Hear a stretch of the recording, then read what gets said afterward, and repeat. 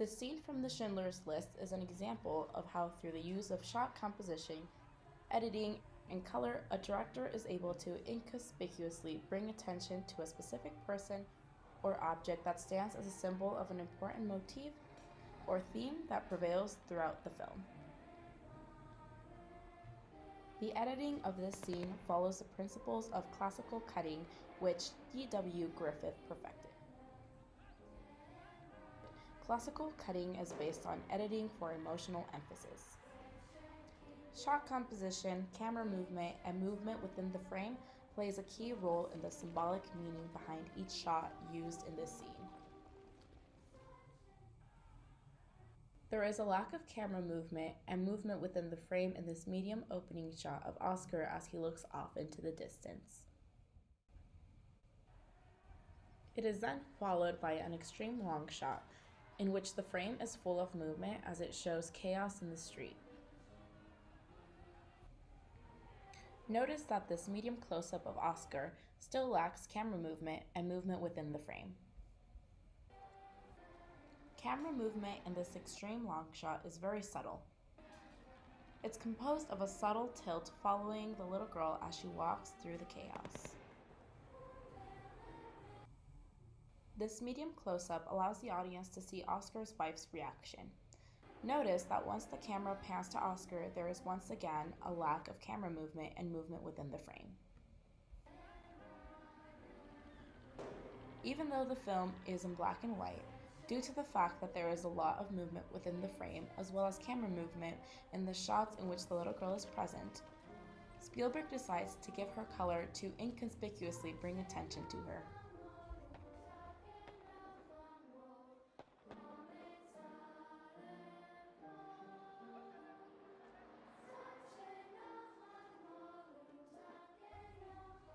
This is the first time Oscar moves in one of his shots. Even though low-angle shots normally make the subject that's being photographed seem powerful, due to the fact that the little girl is now walking further away from him, it makes Oscar seem weak and powerless as he is unable to help the little girl.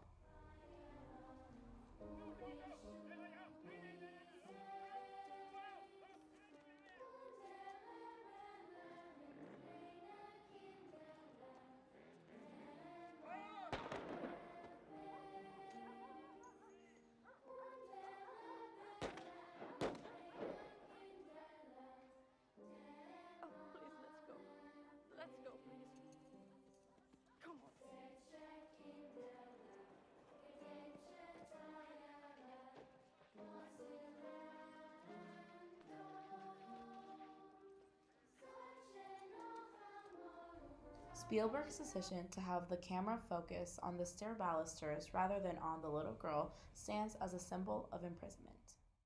She has no escape from this horrible situation she finds herself in. Notice that out of all the previous shots of Oscar, this is the first time he starts off by looking away from what's going on in the street. This highlights how he knows he has no power in this situation. He then turns his back to the camera and leaves quickly, which furthermore symbolizes how he is powerless and can't help the little girl.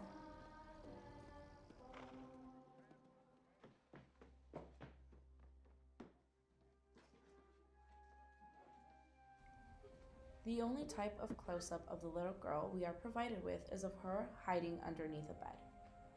Her tight framing, along with the fact that the only thing she can really do is cover her ears while she hides, straightens the symbol of imprisonment as she has no escape from this horrible situation. It's important to point out that as the scene progressed, the shots in which Oscar was present started to gain both movement within the frame as well as camera movement.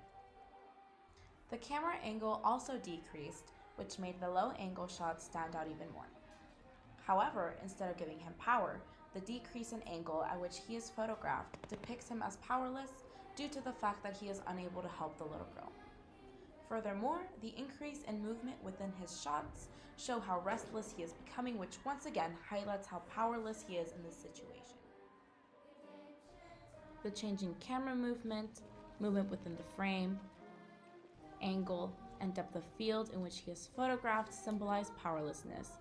It highlights how Oscar can't save everyone.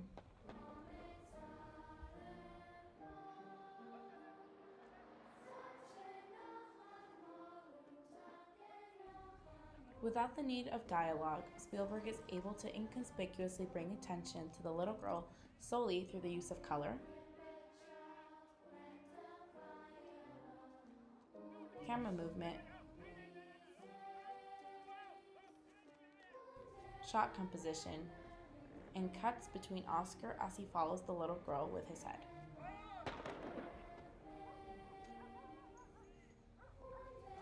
But why does Spielberg do this? Why should the audience notice the little girl? Well, towards the end of the movie, as Germany is losing the war and the concentration camps are shutting down, Spielberg provides us with this long take full of movement within the frame. Directors often use long takes with the purpose of building up tension. They hint the audience that they are about to witness something important. The movement of the wagons towards the audience straightens this purpose. The little girl, which Spielberg once again highlights in red, is now seen dead. A pan is used to allow the audience to see Oscar's reaction. This highlights how even though he tried saving as many people as he could, he just wasn't able to save everyone. The reason as to why Spielberg inconspicuously brought attention to the little girl was to highlight the motif of innocence as well as the cruelty of war.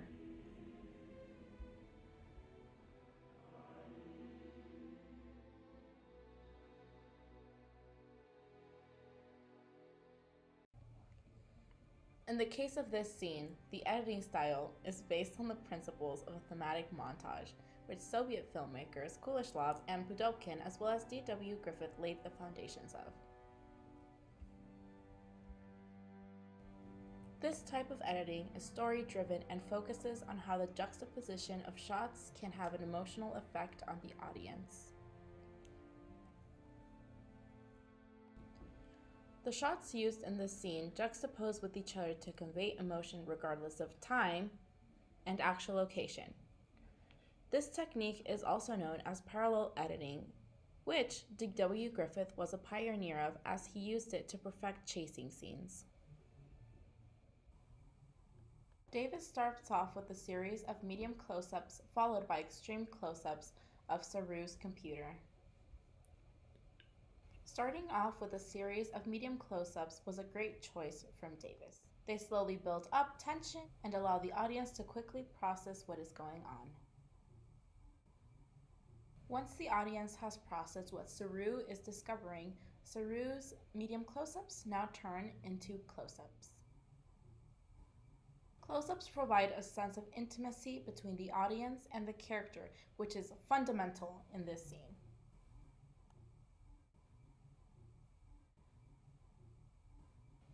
The close-up of Saru now turns into an extreme close-up, an even more intimate type of shot, therefore allowing the audience to be more emotionally invested with what's unraveling. This bird's-eye view shot marks the start of the thematic montage. Davis provides the audience with a sequence of extreme long shots, extreme close-ups, as well as a long shot. Beginning the thematic montage with this sequence of shots slowly builds up tension and allows the audience to process what's unraveling.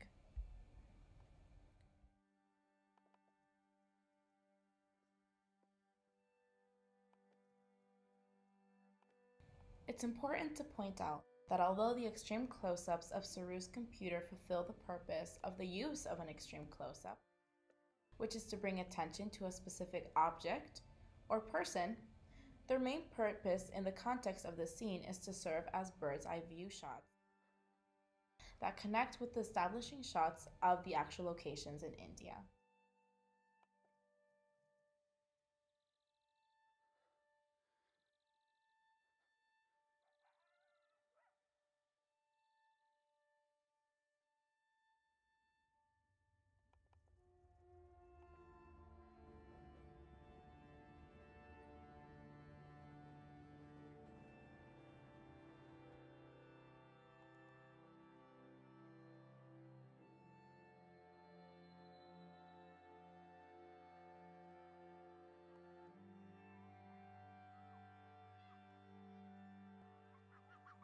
Bird's eye view shots,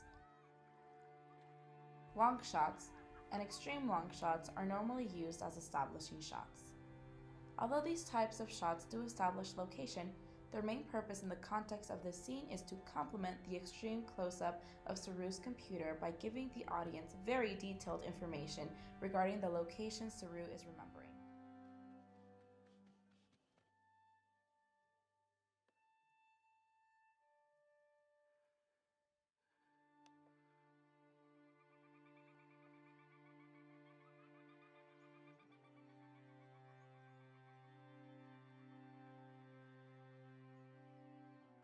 The use of several extreme close-ups and close-ups throughout this scene allows the audience to have a sense of intimacy with Saru as he is discovering his home.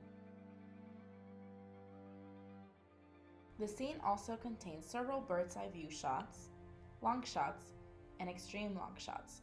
However, even though these types of shots are rarely used to give a sense of intimacy, the juxtaposition of these shots with the extreme close-up, and medium close-up sequences turns shots such as these into very intimate ones rather than just expositional, which strengthen the ability of the scene to emotionally engage the audience.